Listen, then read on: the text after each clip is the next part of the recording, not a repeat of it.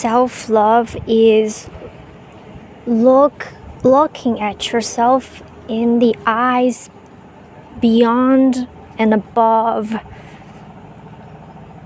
the right and wrong, the good or bad.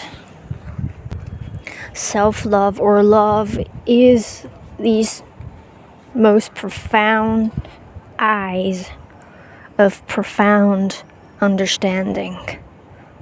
That is, again, I must emphasize this. It is beyond, above the judgments of good and bad, kind and evil, selfless or selfish, all the judgments which often come in pairs in our world, two opposites, good and bad. Basically, all the judgments, either good or bad. That's what it is in this world.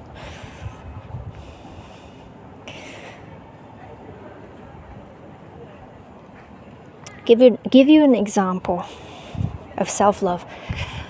You know, Jesus Christ, for example. If somebody hits him on one face, he would turn around and let someone hit his other face, his other cheek.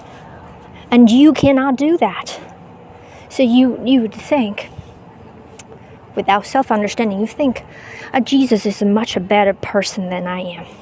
That's what makes him God and me just an average, normal, little person. There's some belittling in it. Can you hear it?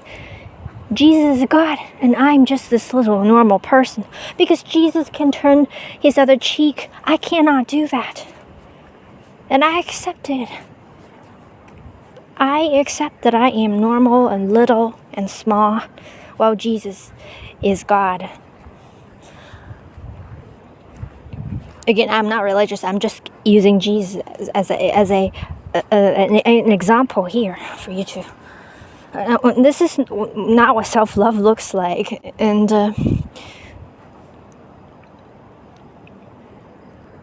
this is what self-judgment looks like. This is the lack of profundity looks like. You judged you. I'll give you another example, which is, you know, someone that would go to donate their blood. You know, those people that are really, really caring. They donate their blood every single month for free. They donate their blood. And you look at them, but you can't do that. You don't want to do it for whatever reason. I don't want to donate my blood. I don't want to donate my blood at all. Maybe for the risks, or because you just don't care. You just can't care. I don't care. I don't want to donate my blood. I don't care. And then you look at that person that goes out of their ways to donate blood to the public for free just because they care. And you look at them and you look at yourself and you feel you are so selfish. They are so selfless. I am selfish. You hear what that is?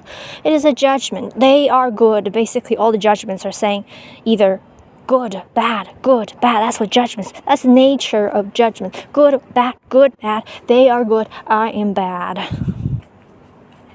That is what self-understanding, self-love, what love looks like is you look at this thing in you, this situation. They go and donate their blood every month. And you don't make a judgment. You don't say that's good or bad. That's what they do. And you look at yourself and you do not do that. You don't care, or you don't want to, or for whatever reason you have. Or don't have. You just don't think. And you just don't do it at all. You just don't do it. You look at that. And you see, this is what you do. There are no judgments arising. They are not good because they do it. And you're not bad because you don't do it. And you must see that whatever reasons you have, no matter you're aware of them intellectually or not, the reasons behind your choice are as valid, as solid, as valuable, as important as those behind the choice that this other person makes. beyond and above the good and bad. They donate. Doesn't matter what they do. No, it doesn't matter what anyone does. They have their reasons. And these reasons are enough to motivate someone to make a choice, whatever choice it is. And these reasons behind any choice are always as solid, as valid, and as important. Otherwise, they would not be enough to motivate a choice. There is no good or bad beyond and above the good and bad, which is the world we live in. It is all about that. It's the world of duality. It is nothing. It is nothing beyond the good or bad, or the big neutral, but we don't consider that. And what is, you might want to ask, what is the difference between love and neutrality? Sounds like love is not good or bad, and love accepts everything. It sounds like it's just nothing different than indifference, nothing different than neutrality. And I want to tell you, I don't even need to answer this question for you. You ask that question in your mind. You look at these two words, not words. You think about these two concepts. You look at love. You feel it in your mind, in your heart. And you look at the word or concept, neutrality or indifference, and you feel it in your heart. You already know the answer to the question. And now you can pause the video and answer the question for yourself, not verbally, but through this direct experience of feeling. You have the answer. You can pause the video. And I'm going to answer this question for you. The difference between love and neutrality is that love always comes from this place of active understanding. Love is what makes you feel warm. Indifference, neutrality is what makes you feel cold. Indifference is not anything. Neutrality is not anything. Not even understanding. That is the difference between love and indifference. Even though they can appear to be the same, because they are both... No. I was going to say they're both beyond the good and bad. Love is beyond and above good and bad, but neutrality is between good and bad. Okay? Neutrality is between good and bad. Neutrality is not above duality. Neutrality is inside duality. It's like good and bad are these two extremes of the spectrum, and neutrality is what's in the middle. But love is above, not just good and bad. Love is above neutrality as well, because love is above duality.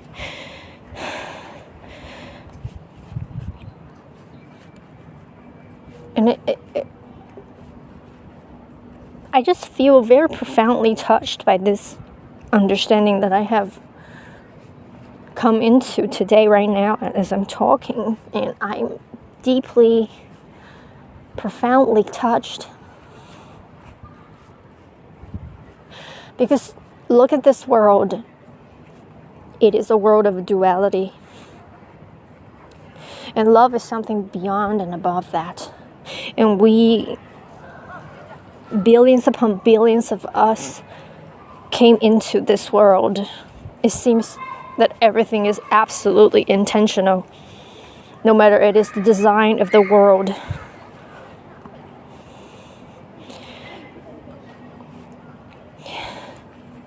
We intentionally came into this world of duality. Yet we are made of love. Existence is nothing but love. We come from love. We're going towards love. We can only go there through love. And love is everything. But duality, yet this world is a world of duality, is nothing but duality. But just look at that. Even though I don't have all the answers yet, but looking at that,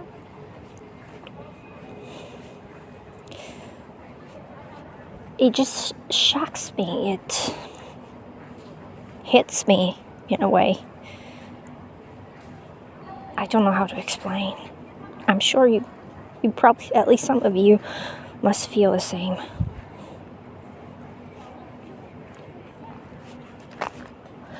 Oh, shit, did I crush a snail? Shit. Oh, that sounded like a snail crush. Fuck. I hope it was. I don't want to think about it. Jesus. Oh my god.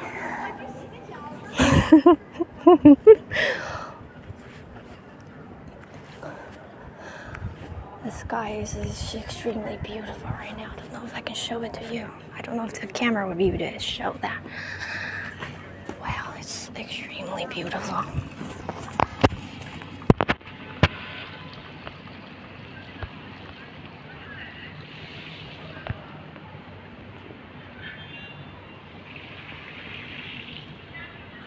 The camera can show a tiny little bit of that. It feels like I'm in an animated movie, you know, a Japanese movie. A romantic animated movie. Very beautiful. Whoa, what hit my hand? Was it a bug or was it a drop of water?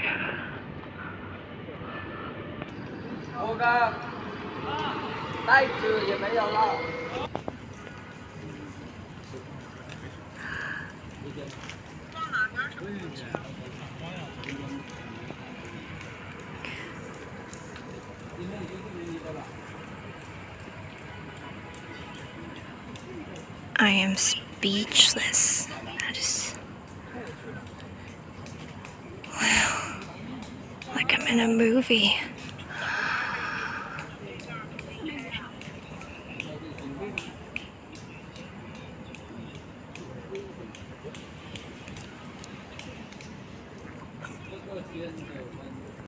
The world of duality, there is good and bad, kind and evil, celebrated and condemned. But in love's eyes, there is no good or bad, beautiful or foul. There's only the beloved. Everyone, everything, every corner of existence is the beloved. There is no good or bad in love's eyes. That is how much you are loved. And that is how much you want to be loved. And that is how much you can love you right now. And that is how much you are destined to love you. That is your purpose, is to love. And of course, not just you. You will love everyone this way.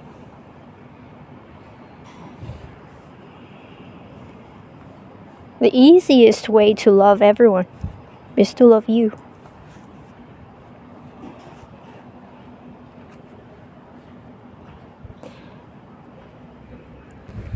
It feels like every one of us, we have come into this reality with both a whole and the feeling of the whole in our hands, in ourselves. And through the early years of the unfoldment of our lives, we have learned to withdraw the feeling of our whole from the whole, because we have been convinced by this and that, for this and that, that a whole does not deserve our feeling. So the whole remains a whole, and we forget that we hold the solution right in our hands. So we carry these holes and we go out and about searching for a feeling of the whole, because the whole wants to be filled more than anything else. So we each have a hole, and we believe that only someone else can fill it. Something else can fill it. Someone else has the filling. Something else has it, not we ourselves, because we have been convinced somehow that our hole doesn't deserve our filling. We have been convinced that we're not lovable.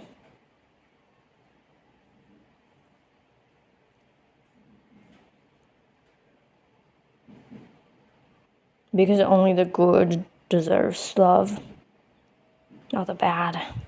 But everyone is a duality. So of course, if you believe that only the good deserves love, then it seems like nobody deserves love in this world. Because everybody comes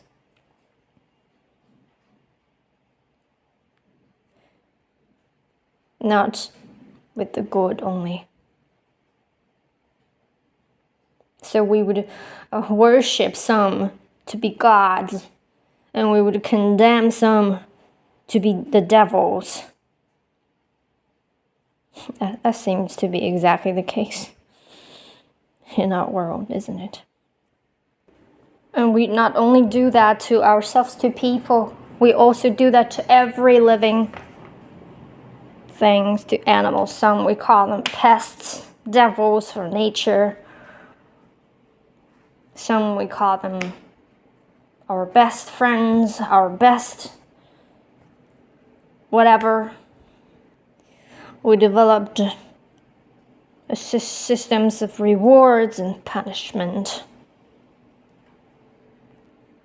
of the highest approval, international awards, and lifetime or death sentences.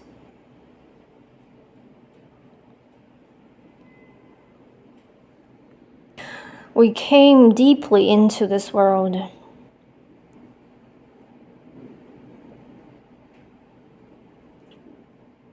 for love. It's kind of hard to understand. At first sight, at least. It seems it doesn't make any sense at all. How can we possibly have created a world of such torture and suffering out of love?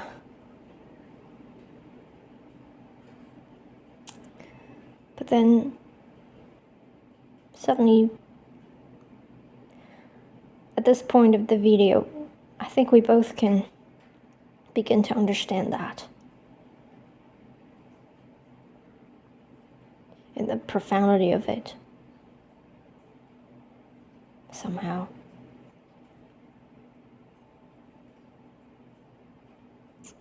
Maybe we can't yet at all answer the question, but we can begin our understanding a little bit. It's not complete, dead confusion anymore. There's some opening now.